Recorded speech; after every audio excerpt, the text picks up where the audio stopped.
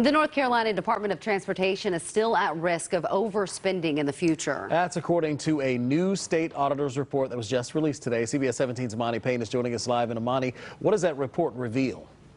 While the report says that the DOT did not overspend during the second half of 2020, it also says it's going to take a lot more work to keep it that way.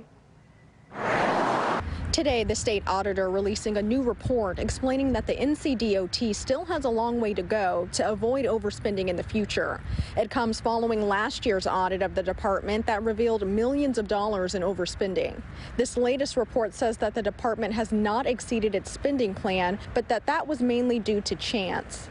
The state auditor saying key recommendations provided last year have not yet been implemented, saying the department will need to make some changes to stay in the green. And so nobody knows the gap between what really needs to be done in repair and maintenance across our state for our roads and bridges versus what's being accomplished, and how far down the road are we letting these roads go into disrepair. The DOT responding to the report with this letter saying that they agree with the findings for the most part. They also say that they're making changes, such as purchases over $500 having to be approved by a chief engineer, and the chief engineer office formally monitoring each highway division spending on a regular basis. They said they've started to do some things.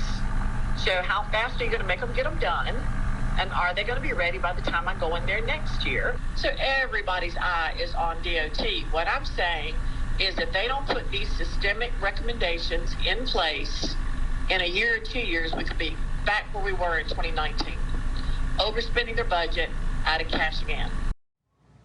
And DOT performance audits do take place annually. The state auditor goes on to say we won't know if the needed changes are implemented and working until next year's audit.